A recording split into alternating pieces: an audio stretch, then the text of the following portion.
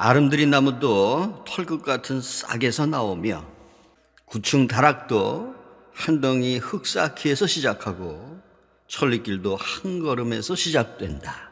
목표에 신경 쓰지 말라는 얘기입니다. 첫 걸음 또한 마지막 걸음이기도 하죠. 시작이 곧 끝입니다. 이 순간이 전체예요. 1000마일이나 되는 여행길도 한 걸음으로 시작하죠. 첫 걸음을 딛는 일에 기뻐하고 즐거워하라는 얘기죠. 그러면 두 번째 걸음은 첫 걸음에서부터 나오고 세 번째가 그 뒤를 따릅니다. 전혀 그런 일에 걱정할 필요가 없죠. 내일은 내일이 걱정하도록 하면 됩니다. 내일을 생각하지 말고 지금을 즐겨야 됩니다. 이 발걸음 하나하나가 다 아름다운 것입니다. 그리고 모든 것을 다 받아들이면서 즐겨야 합니다. 그럼으로써 수단이 곧 목표가 되게 해야 되겠죠. 그렇지 않으면 항상 삶을 놓치고 여행 중에 피곤해질 것입니다. 그리고 목표에 대해서 꿈만 꾸게 될 것입니다. 간단한 수학이 보이죠? 어떻게 피곤한 여행이 기쁨의 목적지에 도달할 수 있겠냐 이겁니다. 목적지는 여행 전체의 총 합계가 될 것입니다. 한 걸음마다 그 순간을 즐기면서 살아왔다면, 걸음걸음마다 전체를 찬양하면서 살아왔다면 오직 그때만이 전체적으로 찬양할 수 있는 목적지에 도달할 것입니다. 그러나 만일 그대가 비틀거리면서 겨우겨우 힘들게 걸어간다면 그대는 지금 당장 일어나는 일에는 전혀 관심이 없고 오직 내일만을 바라보면서 걸어가겠죠. 그러면 목적지에 도달할 수는 있지만 그 목적지는 여행길처럼 먼지투성이일 겁니다. 목적지는 바깥에 있는 것이 아니에요. 그것은 그대에게 달려 있습니다. 경험의 질을 바꿔야 돼요. 아름드리 나무도 털끝 같은 싹에서 나옵니다. 원한다면 그대의 존재 전체를 순간 속에 쏟아 넣어봐요. 원하지 않는다면 차라리 내일을 기다리지 말고 지금 당장 잘라버리는 것이 더 낫습니다. 구충다락도 한 덩이 흙 쌓기에서 시작하죠. 그대가 원한다면 좋습니다. 그러나 원하지 않는다면 구충다락이 다 지어질 때까지 기다리지 말고 지금 부셔요. 지금 당장 결정하란 말입니다. 순간순간에 최고의 극점이 있습니다. 그리고 각각의 순간은 긴급해요. 그대는 이 순간 속에서 행동해야 하는 것입니다. 천리길도 한 걸음에서 시작됩니다. 여행을 떠나고 싶다면 춤을 추면서 기도하도록 해요. 여행을 떠나고 싶지 않다면 가지 마요. 그러나 그대 자신을 질질 끌고 다니지는 말아야겠죠. 자, 명상을 하고 싶은지 아닌지 스스로 확신하지 못한다면 제일 먼저 뭘 해야 되겠습니까? 해야 할 일이 무엇인지 확신하는 일을 해야 되겠죠. 제일 먼저 해야 할 일은 확신하는 일입니다.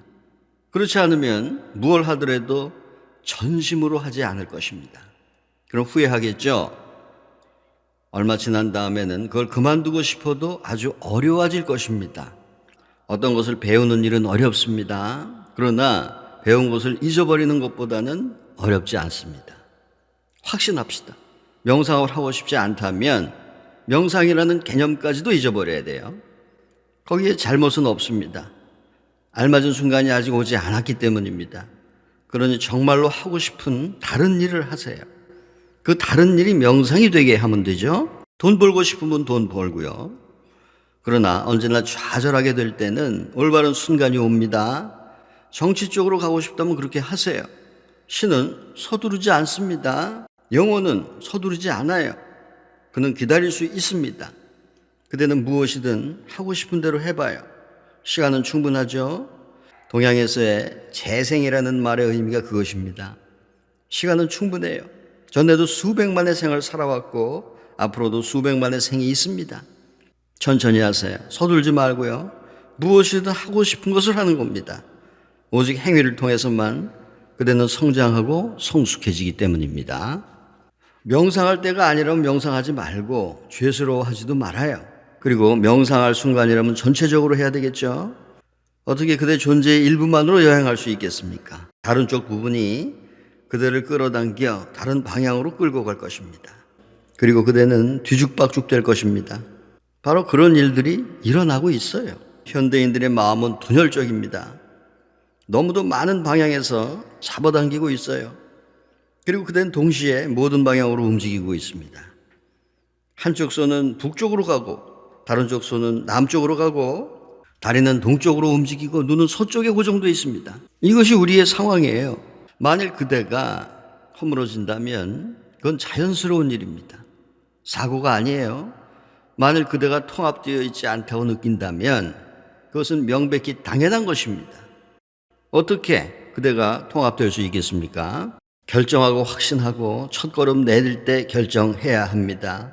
그럼으로써 단 한순간이라도 불필요하게 허비하지 않도록 해야 되겠죠. 억지로 하는 자는 실패합니다. 붙잡는 자는 놓쳐요. 그러나 성인은 무의임으로 실패하지 않고 붙잡으려 하지 않으므로 놓치지도 않습니다.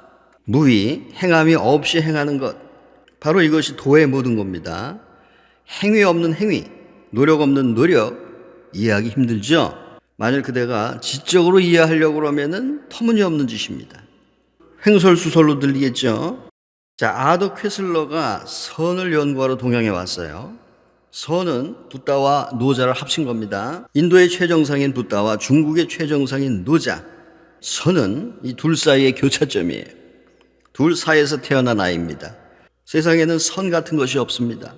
가장 희귀한 꽃이에요. 어느 것도 선이 들어간 깊이만큼 들어가지 못했습니다. 그리고 어느 것도 선이 도달한 정상까지 도달하지 못했습니다. 서양인으로서 매우 날카로운 지성을 소유했던 아더 퀘슬러는 선이 무엇인지 이해하려고 동양에 와서 열심히 노력했어요. 근데 그가 핵심을 놓친 이유가 바로 이겁니다. 선이란 모두 터무니없는 짓이다. 맞습니다. 선은 터무니없어요. 지적으로 볼 때 그렇다는 얘기입니다. 만일 그대가 선을 이해하려고 노력한다면 그건 터무니없는 짓입니다. 왜냐하면 지성은 오직 하나만을 알고 있기 때문입니다. 만일 무엇인가를 한다면 오직 그때만이 행해질 수 있다. 만일 하지 않는다면 그것은 행해지지 않는다. 이것이 지성이 이해하는 방식입니다. 그러나 존재는 그보다 더 위대한 비밀을 알고 있어요. 만일 그대가 무엇인가를 한다면 그대는 망칠 것이고 아무것도 하지 않으면 그것은 일어날 것입니다. 이게 존재의 법칙이에요. 사랑을 예로 들어봅시다. 사람을 사랑한다 하면 기껏해 행위를 할 수 있지만 그것은 진실이 아닐 겁니다. 그것은 그대의 존재로부터 나오지 않을 것입니다. 단지 머리에서 나올 것입니다. 그리고 머리에서 나온 사랑은 죽은 겁니다. 몸짓은 있지만 무기력하고 비어 있어요. 그 안에 아무런 내용이 없단 말입니다. 거기 키스는 있지만 오직 키스의 생리작용만 있을 뿐입니다. 의사에게 가면 그는 이렇게 말할 겁니다. 맞아요.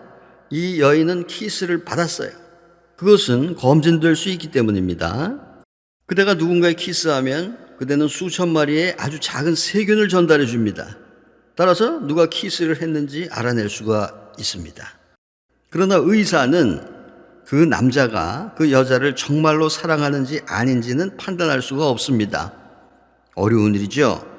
불가능한 일입니다. 왜냐하면 사랑은 세균을 남기지 않기 때문입니다.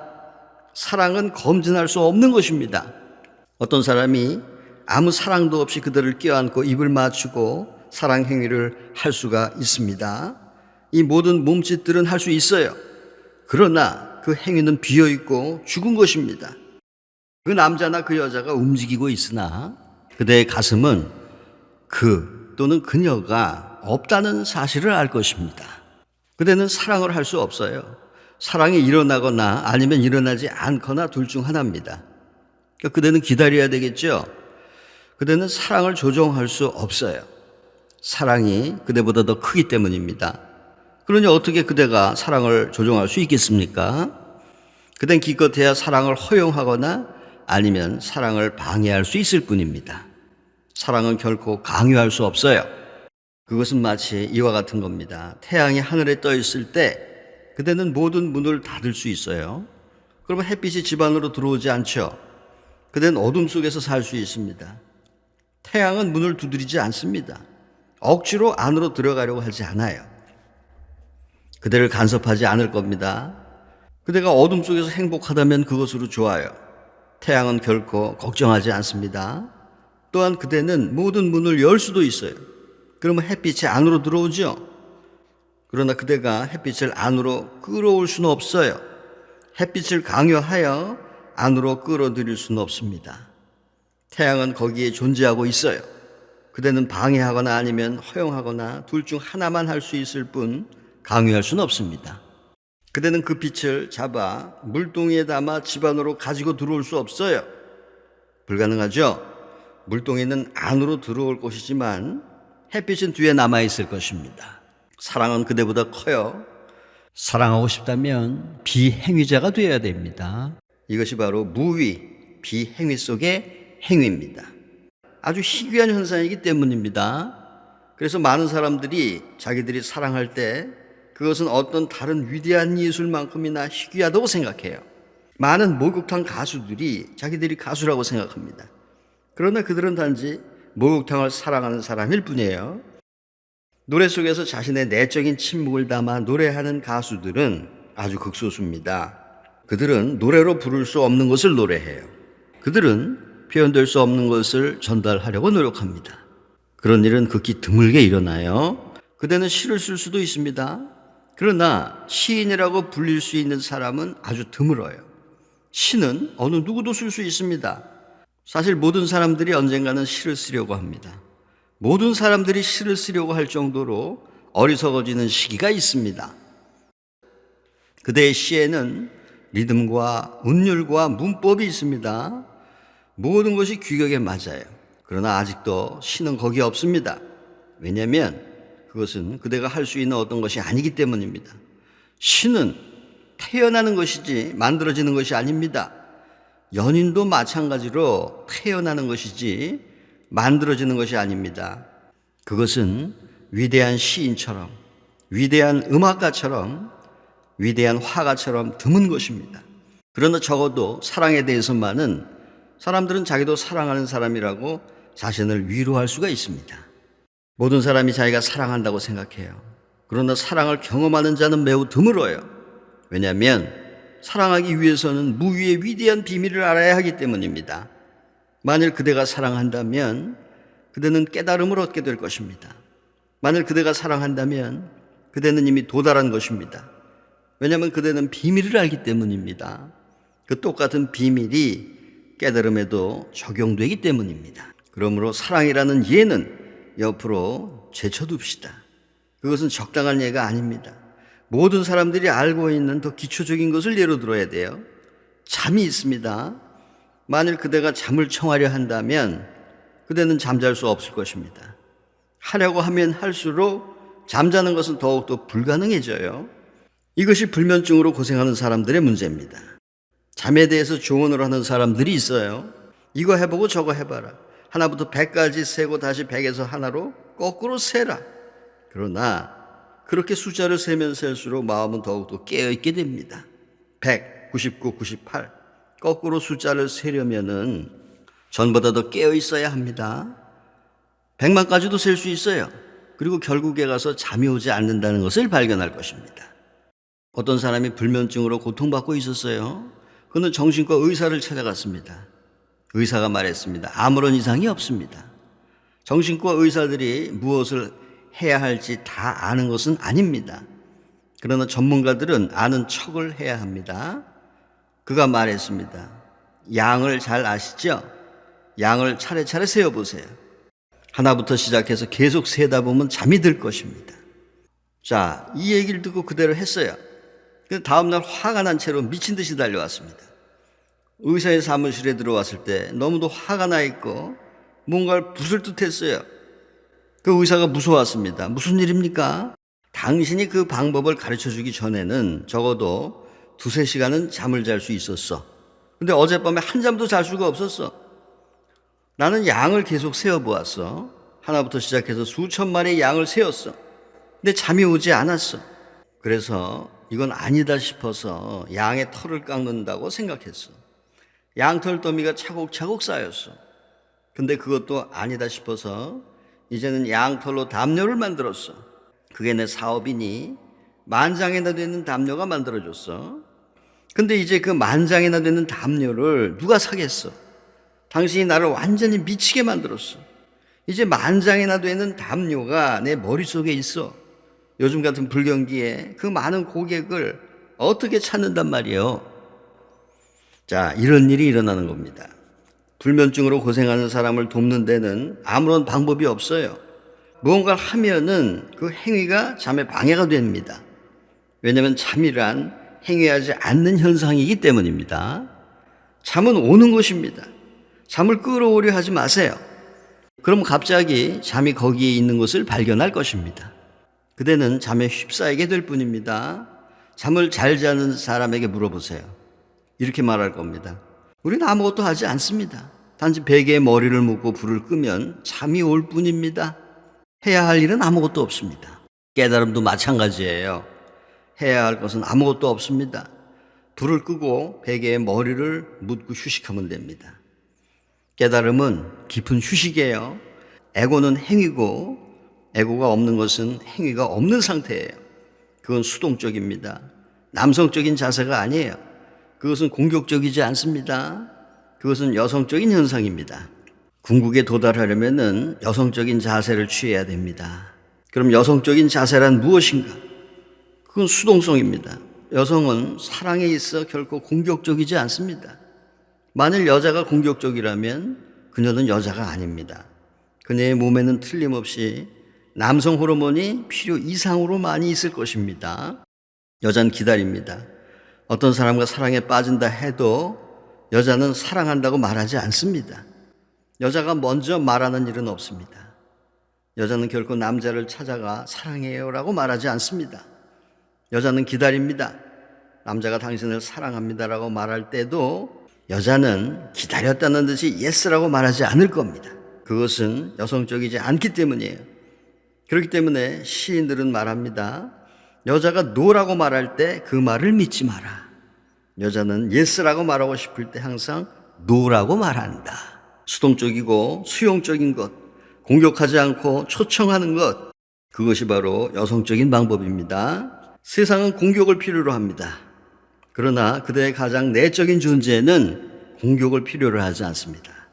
그대는 신을 공격할 수 없어요. 신을 정복할 수도 없습니다. 그대가 항복해야 됩니다. 정복이라는 단어는 그런 면에서 바보 같은 말입니다. 그러나 세상에서는 정복을 해야 합니다. 세상은 남성 지향적이기 때문이지요. 진정한 종교는 모두 여성적입니다. 반드시 그렇게 돼야 돼요. 그러나 세속적인 것은 모두가 다 남성 지향적입니다. 남성적인 에고는 정복하라고 말합니다. 그러나 여성은 정복되기를 바랍니다. 그것이 곧 무위예요. 무위는 잠과 같습니다. 스스로 찾아옵니다. 그대는 단지 기다리기만 하면 됩니다. 아무것도 할 필요가 없어요. 무위는 사랑과 같습니다. 사랑할 때 그대는 연인을 부르고 기다립니다. 사랑은 시간이 무르익을 때 찾아오는 것입니다.